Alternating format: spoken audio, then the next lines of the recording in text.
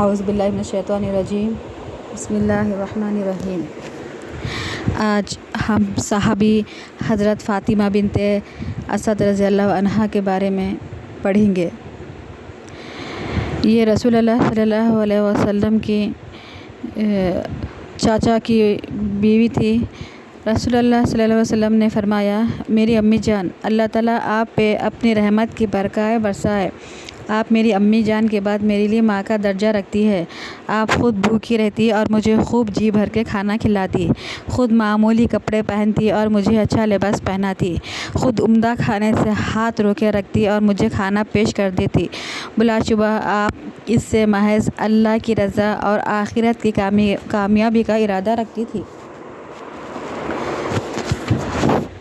فاطمہ بنت اسد بن ہاشم بن عبد مناف بن قصا الہاشمیہ حضرت ابی بن ابی طالب کی والدہ ماجدہ حضرت فاطمہ الزہرا کی خوش دامن اور رسول اللہ صلی اللہ علیہ وسلم کے چاچا ابو طالب کی زوجہ محترمہ تھی۔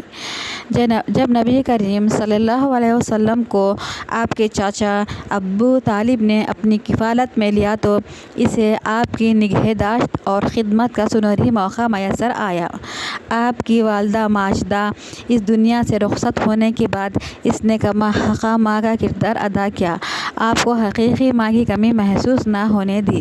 یہ آپ کا ہر طرح سے خیال رکھتی اور آپ صلی اللہ علیہ وسلم کے تمام معاملات کو خوش اسلوبی سے نپٹاتی۔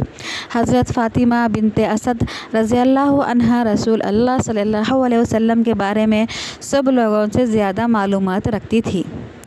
یہ آپ صلی اللہ علیہ وسلم کے چاچا ابو طالب کی بیوی اور آپ صلی اللہ علیہ وسلم کی پرورش کا فریضہ سر انجام دینے والی ایک عظیم خاتون تھی۔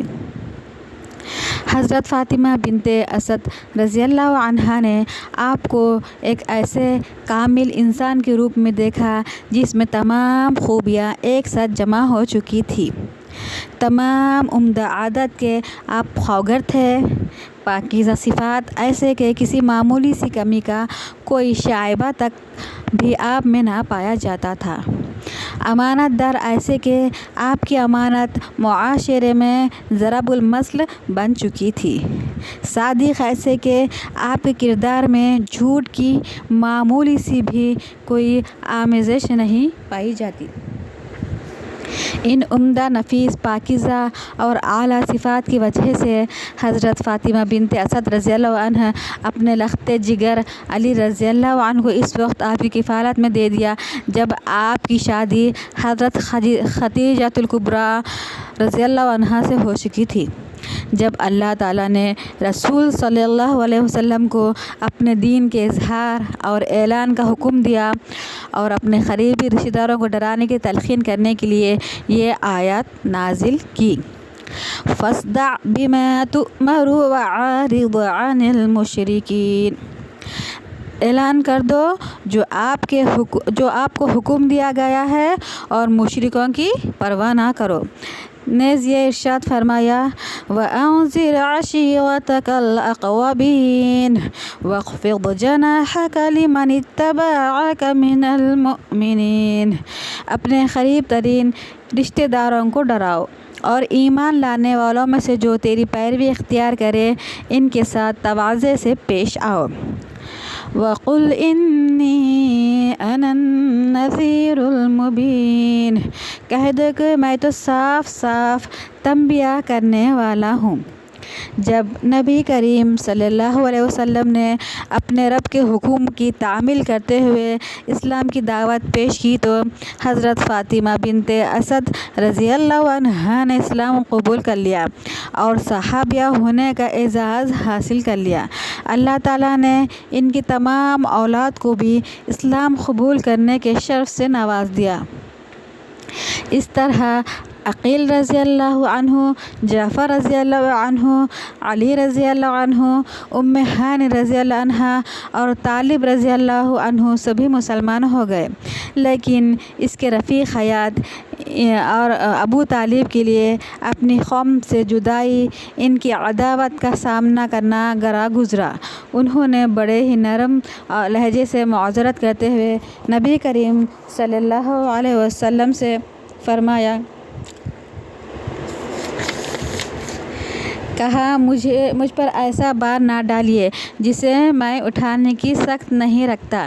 اس معذرت کے باوجود چچا نے اپنے بھتیجے کے ساتھ تعاون سے کوئی پہلو تہی اختیار نہیں کی، بلکہ انہوں نے اپنے بھتیجے کی خوبیوں کا کھلے دل سے اعتراف کرتے ہوئے یہ اشعار کہا: خوب رو بادل میں ان کے چہرے انور سے سیراب ہو، یتیموں کے غم خوار اور بیوگانوں کی ناموس کے محافظ، بردبار رشد و ہدایت کے خوگر، عدل و انصاف کے دھنی اور عقل و فراست سے سرفراز، معبود حقیقی سے ایسی محبت کرنے والے کہ پل بھر کے لیے بھی کبھی غفلت کا شکار نہ ہوئے۔ فضل و شرف کے قافلے میں فضائل کے میدان میں مسابقت ایک قابل تعریف کارنامہ ہے۔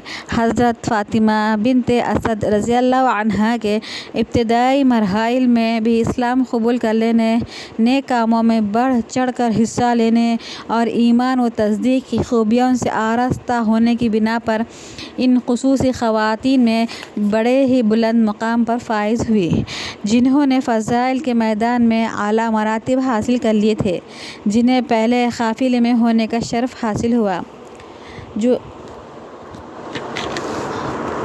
اللہ تعالیٰ کی حفظ و امان میں رواں دواں تھا، جن کا نام تاریخ کے اوراق میں سنہری الفاظ سے لکھا گیا۔ حضرت فاطمہ بنت اسد رضی اللہ عنہ کو فضل و شرف کے اعتبار سے بڑے ہی اعزازات حاصل ہوئے۔ یہ ان خواتین میں سے تھیں جنہیں پہلے مرحلے ہی میں ہجرت کرنے کا شرف حاصل ہوا۔ یہ پہلی ہاشمی خواتین ہیں جس نے ہاشمی اولاد کو جنم دیا، بلکہ وہ ہاشمی خاتون ہیں جس کی شادی ہاشمی سے ہوئی اور اس نے ایک خلیفے کو جنم دیا۔ حضرت فاطمہ بنت اسد رضی اللہ عنہ کے عمدہ صفات۔ حضرت فاطمہ بنت اسد رضی اللہ عنہ امن، آشتی اور دین کا سنگم تھی۔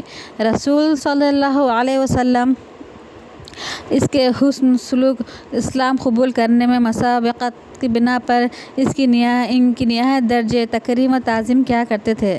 آپ مدینہ منورہ میں ان کی زیارت کے لیے تشریف لے جاتے اور ان کے گھر میں کبھی کبھار آرام کیا کرتے تھے۔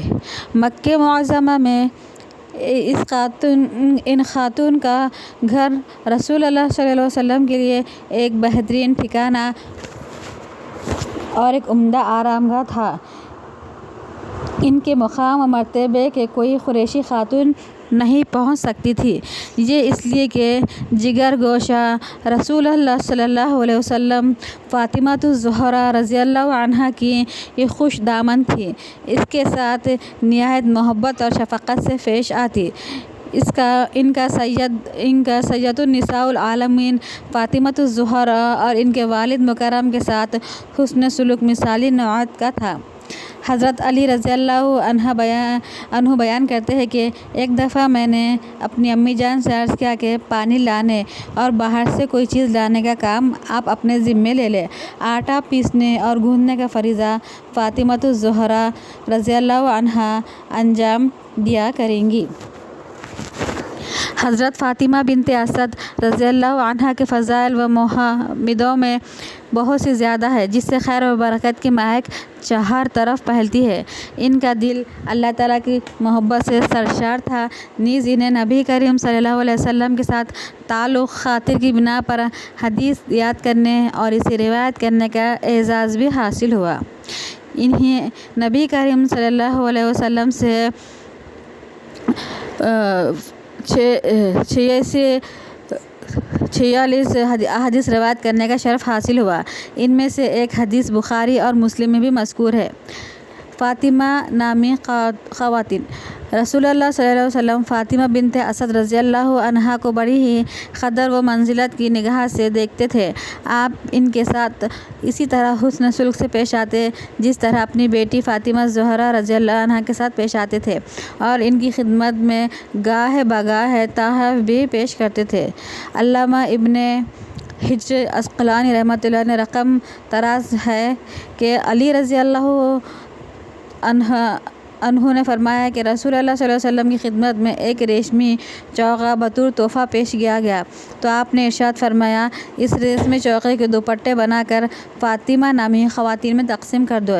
یہ حکم پا کر میں نے اس چادر کے دوپٹے بنائے، ان میں سے ایک فاطمۃ الزہرا جگر گوشہ رسول اللہ صلی اللہ علیہ وسلم کو دیا، دوسرا حضرت فاطمہ بنت اسد رضی اللہ عنہا کی خدمت میں پیش کر دیا، تیسرا فاطمہ بنت حمزہ رضی اللہ عنہا کو دے دیا اور چوتھا فاطمہ کا نام نہیں لیا۔ ابن حجر اسقلانی رحمۃ اللہ علیہ کہتے ہیں کہ میرے خیال میں چوتھی خاتون عقیل بن ابی طالب کی زوجہ محترمہ فاطمہ بنت شیبہ رضی اللہ عنہا تھی۔ سفر آخرت۔ حضرت فاطمہ بنت اسد رضی اللہ عنہا زندگی اور وفات کے اعتبار سے خوش نصیب ثابت ہوئی۔